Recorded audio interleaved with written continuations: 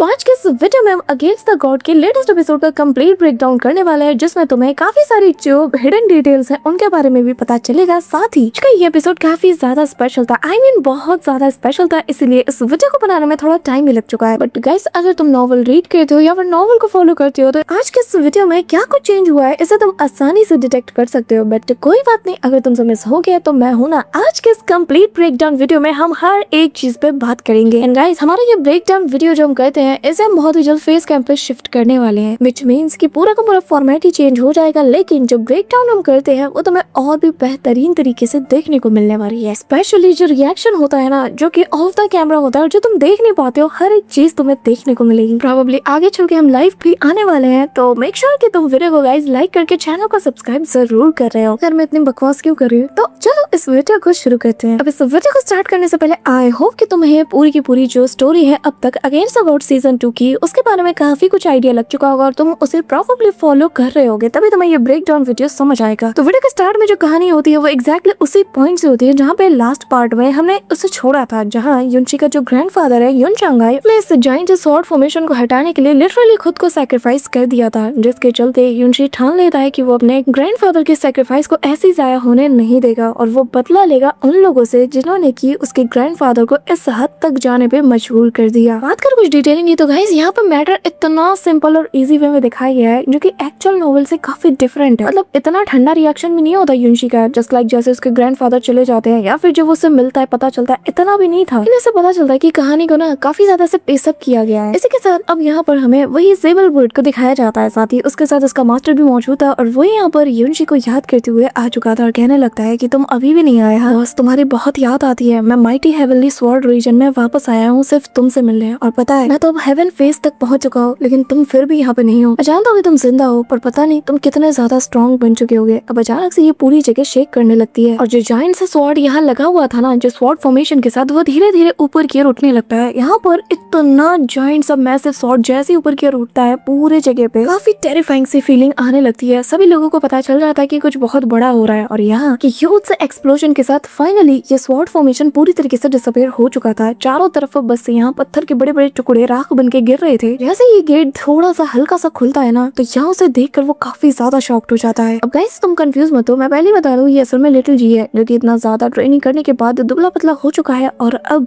जैसे युनशी उसके सामने आता है वो उसे बॉस कहते हुए आवाज देता है। युनशी जैसे ही लिटिल जी को देखता है वो खुद भी हैरान था कि आखिर वो इतना दुबला पतला और इतना फिट कैसे हो गया। लिटिल जी अटकती हुई आवाज में कहने लगता है कि बॉस आप जिंदा हो, आप बिल्कुल सही सलामत हो। अब ये कहते हुए ना वो रोते हुए उसे टाइटली हग कर लेता है, रोने लगता है। जो देखकर युनशी कहने लगता है कि अरे इसमें रोने वाली क्या बात है, जाहिर है मैं जिंदा हूँ, भला मुझे क्या होगा। जिस पे वो कहने लगता है कि हाँ मुझे यकीन था कि आप बिल्कुल सही सलामत हो गए, लेकिन मेरे फादर तक ने कहा था कि शायद आप मर चुके हो। युनशी उसकी बात सुन के स्माइल करता है और फिर फाइनली वो उसे रिकॉग्नाइज करते हुए कहने लगता है कि पता है जब मैंने तुम्हें पहली बार देखा यार, तुम मेरी नजर में ही नहीं आ रहे थे, मुझे पता ही नहीं चल रहा था कि तुम हो कौन। आता है ये डोले शेले बना लिए, लड़की का चक्कर है क्या? मतलब तुम मुझे बहुत जल्दी सरपास कर दोगे। एक बात बताओ, बाकी सबका क्या हाल है? जब मैं यहाँ पे बंद था उन सब के साथ क्या हुआ? अब तभी उसे कांगयू का ख्याल आता है और कहने लगता है कि प्रिंसेस कांगयू। असल में ये सुनकर युनशी थोड़ा पैनिक कर जाता है, कहता है कि क्या हुआ, उसे क्या हुआ? लिटिल जी से कहने लगता है कि पहले वादा करो कि आप अपना टेम्पर नहीं खोगे, आप मेरी बात सुनोगे। असल में हुआ यू, अब तभी सीन शिफ्ट होता है और सिटी स्ट्रीट का सीन दिखाया जाता है, जो कि असल में इंपीरियल सिटी से बिलोंग करता है। यहाँ ब्लू वाइन इंपीरियल सिटी पूरी तरीके से दुल्हन की तरह सज धज चुकी थी, चारों तरफ जश्न का माहौल था और तभी बर्निंग हेवन क्लैन के जो बाकी के एल्डर समेत जो इनका यंग प्रिंस था, वो सीधा प्रिंसेस कांगयू से शादी करने के लिए इंपीरियल पैलेस की ओर बढ़ रहा था, जिसे देखकर सभी इसी की बात कर रहे थे। अब यहाँ मैं तुम्हें बता दूं कि इस चिमकांड के साथ इसके जो 8 एल्डर्स थे ना, वो भी यहाँ पे आए हुए थे। तब यहाँ में फैंग डुआन सन को भी दिखाया जाता है, जो कि ऑलरेडी लेट हेवन फेज पे है। ये बंदा बहुत ही ज्यादा स्ट्रॉन्ग है और जैसा कि तुम समझ ही गए होगे कि बर्निंग फ्लेम क्लैन के चलते ही, इनके प्रेशर के चलते ही प्रिंसेस कांगयू इसके बेटे से शादी करने के लिए मजबूर है। यहाँ पे सभी लोगों को प्रिंसेस के लिए ना काफी ज्यादा बुरा लग रहा था, लेकिन डर के मारे कोई अपनी जुबान ही नहीं खोल पाता।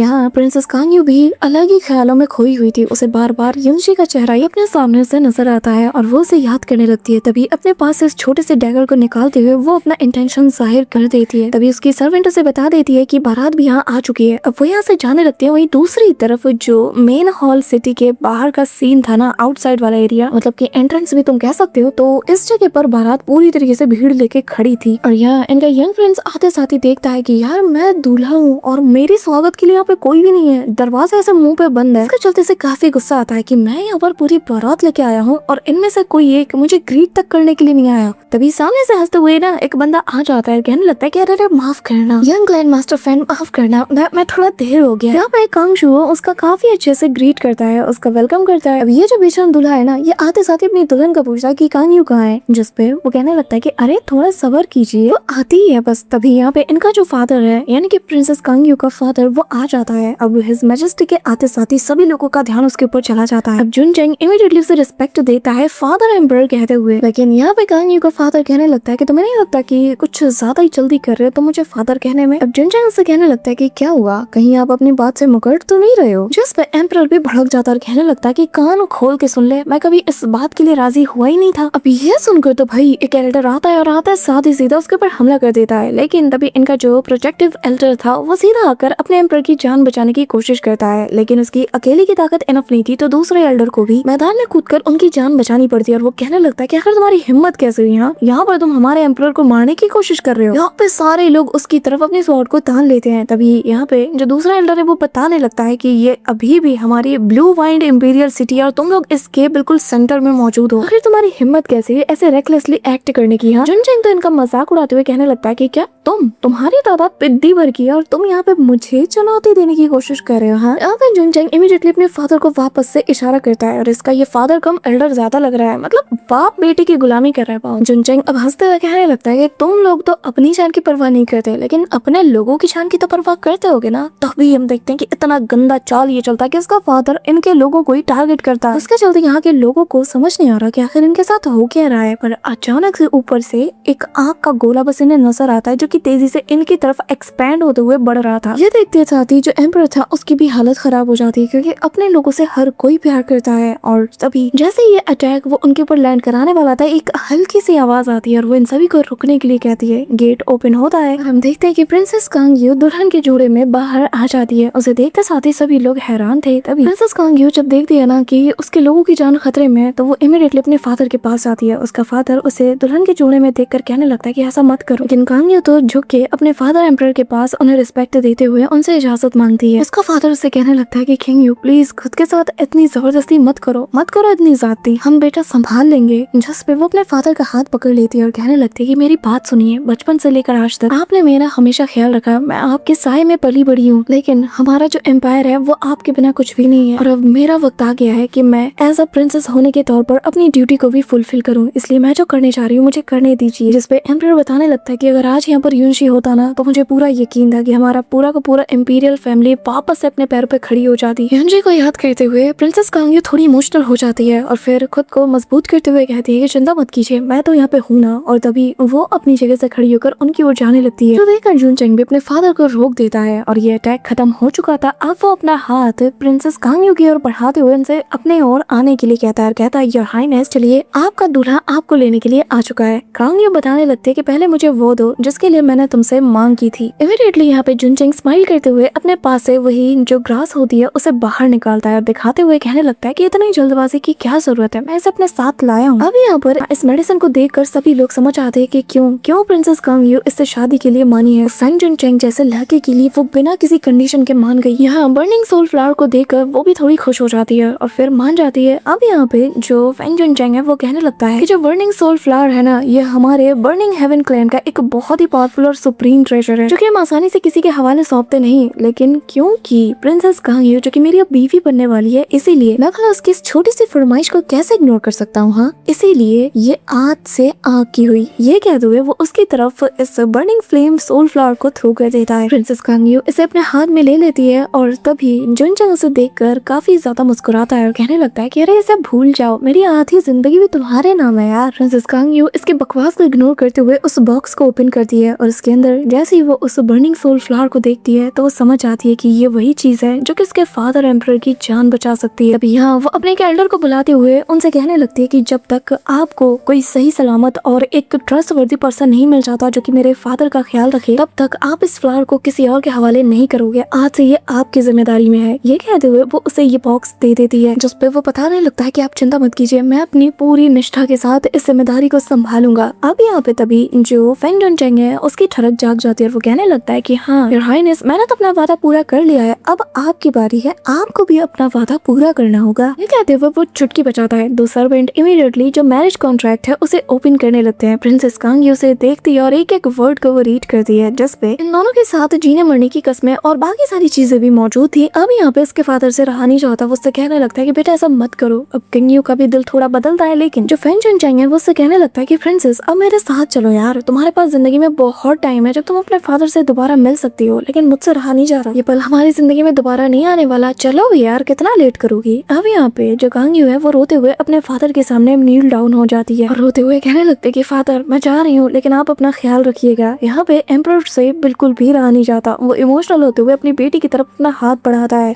रोकने की कोशिश करता है कि जैसे कह रहा हो कि मत करो ये सब, लेकिन प्रिंसेस कांग यू खुद को संभालती है, खुद को मजबूत करते हुए यहाँ से उठ के जाने लगती है। वो काफी ज्यादा इमोशनल थी, दिल उसका भारी था, लेकिन वो जानती है कि अगर वो नहीं करेगी तो कौन करेगा, और उसके फादर को बचाने का सिर्फ यही इकलौता रास्ता है। और बस इन्हीं सारे ख्यालों को और अपने थॉट्स को मजबूत करते हुए वो सीधा पलटती है फुल इंटेंशन के साथ और सीधा फेंग जुनचेंग के पास से जाने लगती है। ये देखकर उसके फादर का दिल बहुत तेजी से पैनिक कर जाता है। प्रिंसेस कांग यू जैसे जैसे अपना एक एक कदम फेंग जुनचेंग की ओर बढ़ाती है, वैसे वैसे उसके फादर की सांसें बहुत तेज हो जाती है और वो कहने लगता है कि बेटा ऐसा मत करो, रुक जाओ। लेकिन अपने फादर की आवाज सुनकर भी कांग यू रुकती नहीं, क्योंकि वो जानती है कि बस यही इकलौता तरीका है और उसके अलावा कोई भी उसके फादर की जान इस वक्त नहीं बचा सकता। कांग यू अपने इमोशंस को जैसे तैसे मैनेज करते हुए आगे की ओर बढ़ने लगती है। इस दौरान उसका फादर इसे रोकने के लिए पुरजोर कोशिश कर रहा था, लेकिन पास मौजूद दो एल्डर्स उसका हाथ तेजी से थामे हुए थे और वो लोग उसे पीछे की ओर धकेल रहे थे। और फादर एम्परर जो कि लाचार था, वो बस अपनी बेटी को ऐसे जाता हुआ ही देख पा रहा था। इस दौरान उसे कांग यू की पुरानी मेमोरीज भी याद आती हैं, जो कि यहाँ लेटेस्ट एपिसोड में तो बिल्कुल भी नहीं दिखाया गया। गाइस वो सीन लिटरली काफी ज्यादा इमोशनल था। अब यहाँ कांग यू ऊपर की ओर देखने लगती है, जहाँ धीरे धीरे हल्की हल्की हवाएं चल रही थी, साथ ही बर्फबारी भी शुरू हो जाती है, जैसे कि मानो ये आसमान में गवाही दे रहा होगी प्लीज प्लीज इस बजर बट्टू के साथ मत जाओ। अब कांग यू को यहाँ युनशी के साथ बिताई गई कुछ मेमोरीज याद आती है, कि जैसे जब युनशी उस मिस्टिक रियलम से बाहर आया था तो तब कैसे उसके ऊपर हमला हो गया था, लेकिन युनशी बीच में आकर खुद अपने आप को सेक्रीफाइस करने के लिए भी राजी था, लेकिन कांग यू को प्रोटेक्ट करने के लिए वो हर हद तक चला जाता है। इन मेमोरीज को याद करके वो और ज्यादा इमोशनल हो चुकी थी, पर फिर भी वो अपने कदम रोकती नहीं और बस तेजी से फेंग जुनचेंग की ओर बढ़ने लगती है। ये देखकर उसका फादर कहने लगता है कि तुम पागल हो, तुम ऐसा कैसे कर सकती हो, तुम मेरी छोटी बच्ची हो, मैं कभी भी तुम्हें सेक्रीफाइस नहीं कर सकता अपनी जिम्मेदारी पूरी करने के लिए। लेकिन कांग यू स्टेयर से उतर कर चलते हुए फेंग जुनचेंग के काफी करीब पहुंच जाती है और भाई इस बजर बट्टू की ठरकना देखने से ही पता चल रही थी। वो देखकर बहुत ही क्रीपी वे में स्माइल करता है, जो देखकर कांग यू कुछ भी नहीं कहती, लेकिन तभी यहाँ फेंग जुनचेंग कहने लगता है कि ये पूरा का पूरा जो ब्लू वाइन सिटी है ना, इसके ऊपर हेवन ने बहुत बड़ी मेहरबानी दिखाई है, तभी तो प्रिंसेस को ऐसा मौका मिला है कि वो मुझसे शादी कर पा रही है मुझसे। आज तो जश्न का दिन है, तो आखिर सबके मुंह लटके हुए क्यों हैं? चलो वही खुशियां मनाओ, म्यूजिक चलाओ। तभी हम देखते हैं कि शहनाइयों की आवाजें आने लगती है। अभी यहाँ वो अपने पास एक ब्रश को निकाल कर प्रिंसेस को देते हुए कहने लगता है कि चलो भी मेरी जान, अब तुम अपनी जिंदगी मेरे नाम लिख दो। जब प्रिंसेस कांग यू जो भाई होता है ना, वो अपनी बहन को पीछे से थोड़ा सा फोर्स करता है और उसे पुश करते हुए कहने लगता है कि जाओ जाओ आगे बढ़ो, उसे नाराज मत करो। प्रिंसेस उसे धक्का दे देती है और अपना उदास चेहरा लेकर आगे जाने लगती है। फेंग जुनचेंग उसे कहने लगता है कि आज से तुम बर्निंग हेवन क्लैन की यंग मैडम हो और मैं तुम्हें इनवाइट करता हूँ कि तुम आकर इस कॉन्ट्रैक्ट को साइन करो। कांग यू गुस्से के साथ उससे ब्रश ले लेती है और आगे जाकर कॉन्ट्रैक्ट में जैसे ही साइन करने वाली थी, उसे वापस से युनशी का ख्याल आता है, वो थोड़ा रुक जाती है। इन पीछे से जो फेंग जुनचेंग का फादर है वो कहने लगता है कि प्रिंसेस इतना टाइम किस बात का, जल्द से जल्द साइन करो। प्रिंसेस उसे देखकर एक बार अपने फादर की ओर देखने लगती है और वापस से सोच में डूब जाती है। ये देखकर तो भाई इस बंदे का ना दिमाग खराब हो जाता है। वो कहने लगता है कि आखिर इतना टाइम क्यों? प्रिंसेस मैं दोबारा खुद को रिपीट नहीं करूंगा, जल्द से जल्द मैरिज कॉन्ट्रैक्ट को साइन करो, मेरा सबर का इम्तिहान मत लो। ये कहते हुए वो उसके ऊपर चिल्ला उठता है। अब यहाँ कांग यू उसकी आवाज सुन के डर जाती है और डरते हुए अपने हाथ को उठाकर जैसे तैसे करके उस मैरिज कॉन्ट्रैक्ट में अपना नाम लिखने के लिए वो हिम्मत जुटा दी है। ये देखकर तो भाई जो बाकी के लोग थे, फिर चाहे वो फेंग जुनचेंग या उसका फादर हो, इनके चेहरे पर एक ईविल सी स्माइल आ जाती है। फादर एम्परर भी काफी ज्यादा हताश और निराश था, वो भी जानता है कि कुछ भी नहीं कर सकता, लेकिन यहाँ जब